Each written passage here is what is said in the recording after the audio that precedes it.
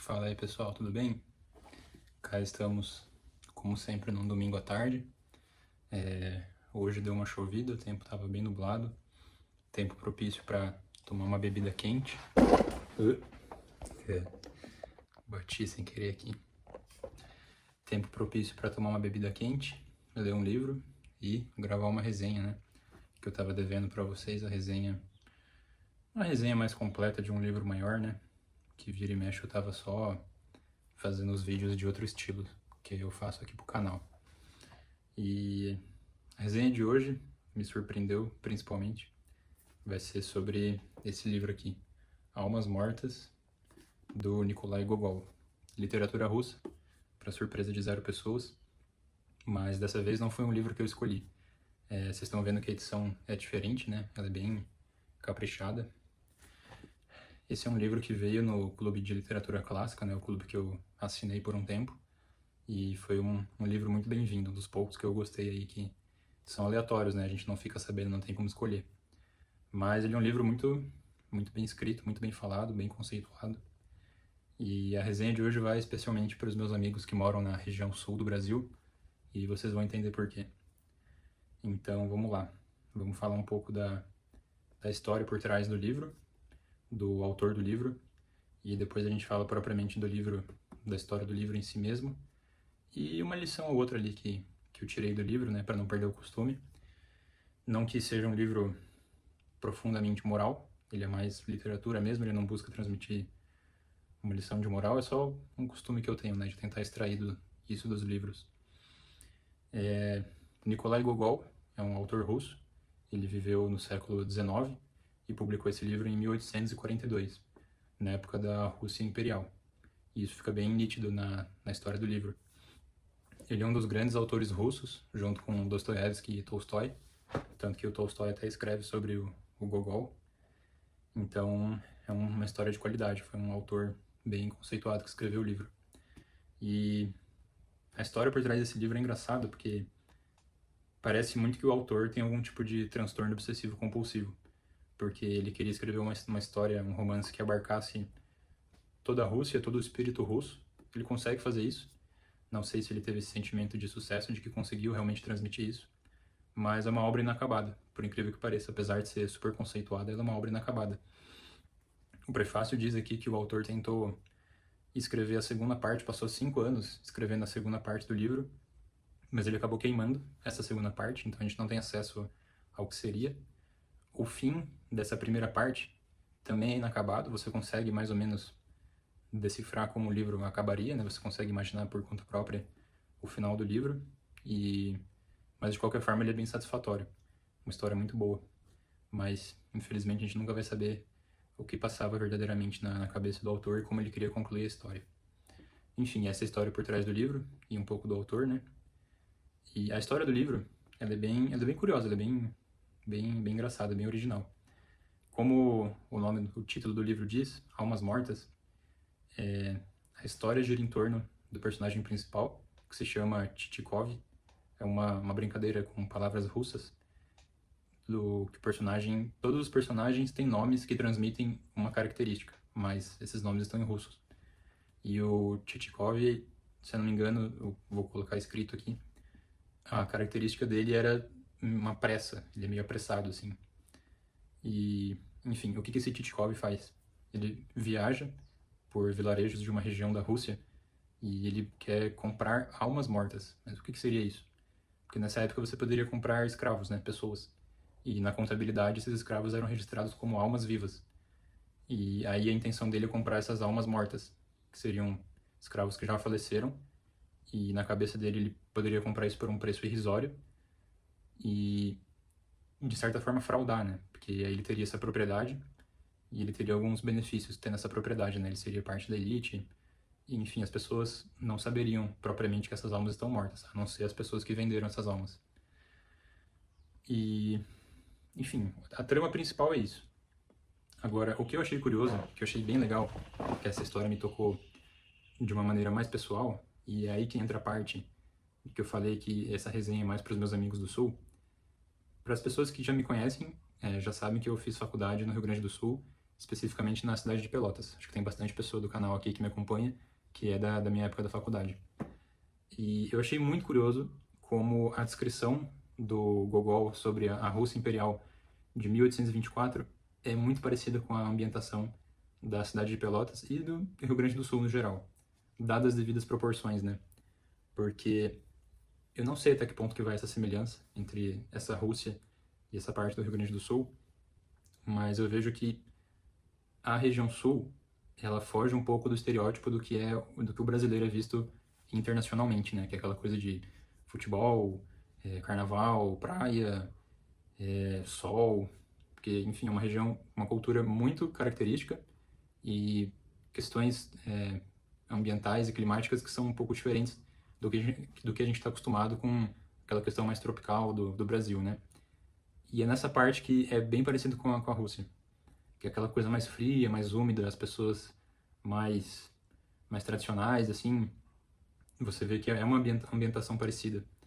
Outra coisa muito parecida também com o Brasil é essa questão do Estado, do poder público muito presente na vida das pessoas, principalmente a questão do funcionalismo público, porque ele descreve essa sociedade da Rússia imperial como pessoas que tinham cargos públicos, e isso era considerado um símbolo de status relevante.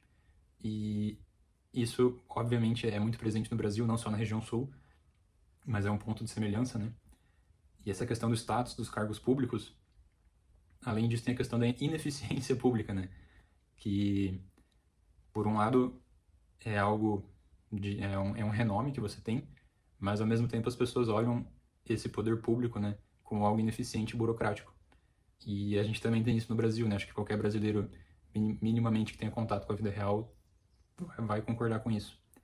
Então, eu achei muito curioso isso, eu me identifiquei muito com a ambientação dessa história, tanto que tornou a leitura muito mais agradável, né? Eu consegui entrar no livro, porque eu já vivenciei aquilo. E eu acho que esses meus colegas do Sul, e se tiver alguém do Sul que me acompanha, que não fez faculdade comigo, acho que vai gostar dessa história por causa disso, vai se sentir bem familiarizado. Enfim, então essa é o panorama geral da história. E a história vai se desenrolando, e o Tchikov, ele consegue comprar essas almas mortas. E uma parte muito interessante do livro que você vai vendo ao longo da história é que ele compra essas almas com várias pessoas, né? Vários proprietários latifundiários de terra. E cada pessoa que ele encontra para comprar essas almas tem características muito peculiares, tipo, muito únicas, assim, que são virtudes e defeitos. Cada personagem você vê que é muito bem construído, cada um tem um segredo ali, tem um defeito que o Tchikov ele tira proveito daquilo e que torna esses personagens muito únicos, assim, e cada capítulo, assim, né, que ele interage com esses personagens torna a história mais interessante, né? Não fica aquela coisa batida, aquela história artificial que você vê que o autor não pensou muito. E com certeza, ao longo da nossa vida, a gente já conheceu ou vai conhecer alguma pessoa que é parecida com esses personagens que o Tchikov ele encontra. Então isso dá uma enriquecida na história. Agora, outra coisa muito engraçada também sobre a ambientação é que as cidades, principalmente a cidade principal, né, que ele chama de Cidade N, ele não dá um nome. A cidade principal que o Tchikov fica é uma cidade pequena, né? Porque, enfim, Rússia, 1824. E outra coisa muito curiosa também é como a mentalidade das pessoas que vivem em cidade pequena parece que é igual no mundo inteiro. Porque ele vai descrevendo, o Gogol, ele vai descrevendo os pensamentos que as pessoas daquela cidade têm, principalmente em relação ao Tchikov, e é muito característico, assim, como é pensamento de gente de cidade pequena. Porque no começo o Tchikov chega e eles ficam encantados. Que não, uma pessoa do alto escalão, eles começam, os moradores começam a bajular e todo mundo quer ter um pouco de tempo ali com o Tchikov, e até o prefeito convida o Tchikov para um baile, o prefeito dá um baile, todo mundo fica encantado. Aí ele vai começando a acumular riqueza, né? O pessoal ninguém conhece direito o Tchikov, mas todo mundo quer um pouco de atenção dele. Até que ele fica rico demais, o pessoal começa a desconfiar, fala, tem coisa errada aí, sabe? Então o pessoal admira a riqueza, mas só até certo ponto, porque senão depois passou disso, eu falo, não, tem coisa errada aí. Aí outra passagem muito engraçada também, que talvez vá causar polêmica, é quando o Tchikov tá num desses bailes, que o governador da cidade ele dá esse baile, e tem várias mulheres disputando a atenção do Tchikov, porque ele é solteiro, as pessoas já sabem que ele é rico, mulheres mais velhas, assim, da classe alta, disputando atenção com o Titikov, e ele se apaixona justamente pela filha de uma das pessoas importantes, uma filha mais nova, solteira, que encanta o Titikov, e ele vai conversar com ela e começa a ignorar todas as outras mulheres, assim, do baile. E aí você percebe que muda-se instantaneamente a opinião dessas mulheres sobre o Titikov. Elas começam a desdenhar dele e falar, se bem que ele é velho, né, então não é lá essas coisas, aquela história de que, né, as uvas não estavam tão maduras. Tipo, isso eu achei bem cômico, assim. Mas é uma história agradável, o romance e a literatura, né, da história vai se desenrolando. Ele consegue, aos poucos, comprando essas almas, mas tá tudo indo muito certo, assim, né? Você percebe que as coisas estão dando muito certo. Aí, no meio da história, o autor, ele faz uma divagação para contar um pouco da história pessoal do Titikov, até pra gente entender mais sobre ele. Ele dá uma divergência, mas a história volta. Eventualmente, ele é descoberto, essa fraude, né? Começa uma investigação em cima dele. Ele é capturado, preso, ele vai ser julgado por, enfim, uma questão de fraude contra o poder público. É algo muito sério para a sociedade deles, porque, que nem eu falei, né? Eles valorizam muito essa questão do funcionalismo público, o poder público, as instituições, né? A burocracia. E aí, algum amigo dele, algum amigo poderoso consegue arranjar esse favor, ele conversa com pessoas do alto escalão, e ele usa justamente a corrupção de todas essas pessoas para conseguir liberar ele. Porque todo mundo ali do alto escalão tem algum podre. E aí esse amigo do Titikov, ele fala, ó, se vocês investigarem o Titikov, vocês vão puxar muitas cordas e vai acabar investigando todo mundo e todo mundo vai cair. Lembra um pouco o caso do Banco Master que está acontecendo agora, enquanto eu gravo esse vídeo, a gente está em 1º de fevereiro de 2026. Então, para quem acompanha as notícias aí, tá vendo que é mais ou menos assim. Que é mais um ponto de convergência, né, entre essa cultura do livro e o nosso cenário brasileiro. Aí, enfim, o Titikov consegue ser liberado e esse amigo dele fala uma coisa pro Titikov que eu acho que essa frase fecha muito bem o livro com uma lição de moral que aí sim eu acho interessante trazer pro vídeo. O Titikov implora, fala, não, se você conseguir me livrar, eu nem ligo mais para as minhas propriedades, que o Titikov ele conseguiu comprar uma fazenda para ele vender essas almas mortas e criar uma vida para ele, enfim, conseguir finalizar essa fraude e ter a vida com bem-estar material. Aí ele fala isso pro amigo dele quando o Titikov tá preso, não, se você conseguir me tirar da prisão, eu nem ligo mais para isso, eu largo tudo e vou viver uma vida simples. E aí esse amigo dele fala para ele, sim, não pense mais nas almas mortas, pense na sua alma viva. E essa frase me impactou assim, tanto que é a frase que tem até no cartãozinho que vem junto com o livro, aqui o marca-texto, o marca-páginas. E essa frase me pegou muito, assim, tipo, a profundidade dela, simplicidade e profundidade. Pense não nas almas mortas, mas em sua alma viva. Para além do óbvio, o que seriam, né, as almas mortas que o amigo dele tá falando? Que na verdade é o que o autor quer falar pra gente. Almas mortas seriam não necessariamente os bens materiais, porque para o Titikov aquilo era uma forma dele conseguir dinheiro, né, através da fraude. Não é os bens materiais, tipo, de qualquer jeito, assim, mas os bens materiais de procedência duvidosa. Aquela renda, aquele bem-estar material que você consegue, mas de uma forma meio escusa. Não pense nisso. Pense na sua alma viva. Porque isso é um assunto que eu sempre busco trazer nos vídeos, né? Não só nos vídeos de resenha, mas nos vídeos mais reflexivos que eu trago. O que você tem é passageiro. A única coisa que você tem de eterno é a sua alma. E a fase mais longa da sua existência é depois que você morre, que você vai para algum lugar. E esse lugar depende do que você faz de bom nessa vida. Se você faz coisas ruins, como uma fraude ou qualquer outra coisa para tentar conseguir alguma vantagem, da mesma forma que o Titikov fazia na história, ser preso é uma das coisas menos piores que pode acontecer com você. Porque, enfim. Então, não se preocupe com essas coisas, sabe? Tipo, não tente levar vantagem sobre os outros. Parece óbvio, né? Mas... porque todo o lucro que você conseguir, tipo, não vai valer a pena. Porque a sua alma viva, essa sim é valiosa. Deu pra entender?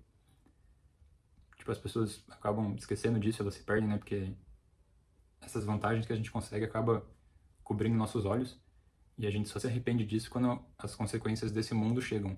Que foi o caso do Titikov, ele só percebeu isso quando ele foi preso. No caso dele, ele teve sorte. porque as consequências chegaram enquanto ele estava vivo.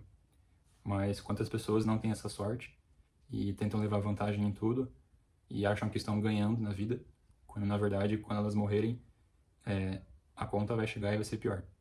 Então, enfim, quem já viu meus outros vídeos sabe do que eu tô falando, e acho que essa é uma lição importante que o livro traz.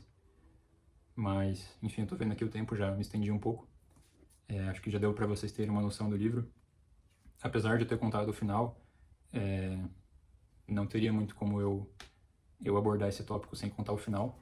Mas apesar disso, a leitura vale muito a pena, porque a história em si mesma ela é interessante, né? Como essas coisas vão acontecendo, não só necessariamente o desfecho, mas fica aí minha recomendação de leitura. Então, tamo junto, agradeço qualquer curtida, compartilhamento, comentário para estender o debate, e vou ficando por aqui. Espero ter agregado.